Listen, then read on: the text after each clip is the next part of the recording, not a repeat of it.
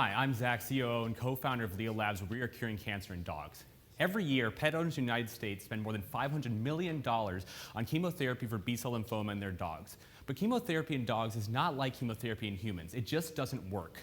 It never provides curative outcomes, only providing 9 to 12 months of life, and it never cures them. But we know what will. The hottest area of cancer research today, CAR T-cell therapy. CAR T is already providing curative outcomes in humans that were incurable with chemolymphoma in the clinic, and companies like Novartis and Kite have FDA-approved CAR T-cell products on the market today. Also, in just the past 2 years, there have been more than $20 billion in CAR T exits. Everyone knows this is going to transform the way that we treat cancer, but everyone is focused on doing this in humans. LEAH Labs will be the first company to bring CAR T to dogs, and we are targeting the exact cancer type that is curable in humans, our first indication, B-cell lymphoma. Now, I know what you're probably thinking. CAR T-cells are incredibly expensive, and we want to be able to provide this at a cost that's affordable to the veterinary market at a cost of $5,000 for the 250,000 dogs that are diagnosed with B-cell lymphoma in a year, giving a $1 billion market. But how are we going to hit that $5,000 price point? First off is regulation. For human products, they're regulated by the FDA, which means 5 to 10 years and $500 million in regulatory burden just to get that first product into the clinic. Whereas LEAH Labs product will be regulated by the USDA, which is a 3-year path to market and $5 million in regulatory burden. Combine that with our patent-pending gene engineering technology, we can produce it at an affordable and efficient rate. We launched our lab in just February of this year. Within our first month, we had our first active CAR T-cells and had our patent-pending gene editing technology up and running. And right now, we're working on developing novel CAR receptors in order to treat our first dog within the next year. With this traction, we expect to be available and on the market by 2022. Our team is incredibly qualified for this project. We are Y Combinator alums, we are gene engineering patent authors, we are world leaders in veterinary pharmacology, and Dr. Kandarian was an inventor on the CAR T-cell patent currently licensed to Novartis. We are LEAH Labs. We're addressing a $1 billion addressable market for canine B-cell lymphoma in the United States alone. We're under USDA jurisdiction. We're using precision gene engineering. We're LEAH Labs curing cancer in dogs.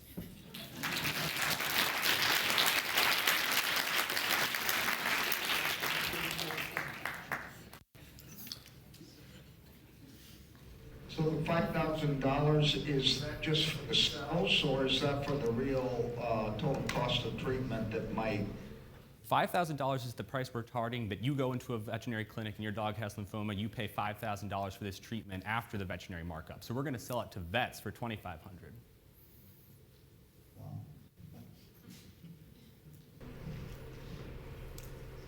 How certain are you that it works in dogs?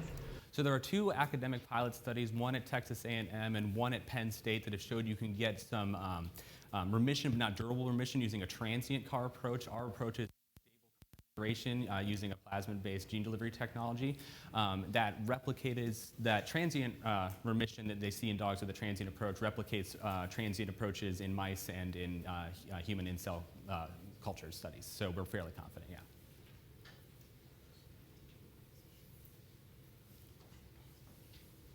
I'm not sure exactly how to ask this. So the cost to a consumer for this, for their dog, is how much? $5,000 to the person walking into the clinic with the dog, yeah. What's the average value of a pet to an owner? That's a variable question. We looked at some of the surveys that have been done and done some customer interviews ourselves, and the data is like for your family dog, especially those larger dog breeds, people are willing to drop $5,000 on a new knee, $5,000 on surgery to repair a ligament, and current lymphoma treatment in dogs costs up to $10,000 per dog, and 50,000 people pay that a year for that 9 to 12 month life extension. And so we think if we can do it more effectively for cheaper, it should be no problem. I'm still trying to process the overall costs. Right. Where I'm coming from is often when CAR T-cell therapy is effective, the patient winds up. Not to get into the weeds, but when a human patient is treated for CAR T-cell therapy, they often have to then be treated for cytokine release syndrome, which is a stay in an ICU. I'm wondering how the dog vet is going to handle that. Right, so we will be pursuing the same kind of strategies that they do in humans, which is immunosuppressing the dog, prophylactically prescribing some of these antihistamic reactions, and we, once we get into our clinical trials, we'll be able to see how severe the cytokine release syndrome is. But we're hoping to be able to pursue the same strategies that pursue in humans to treat cytokine release now, and with the IL-6 inhibition. And all of that can be done with the GLP grade reagents for the dogs as opposed to the GMP reagents they have to use in the clinic for humans.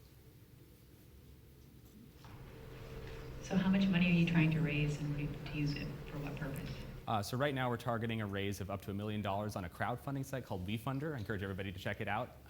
It's wefunder.com/LEAH, and that's what our goal is right now.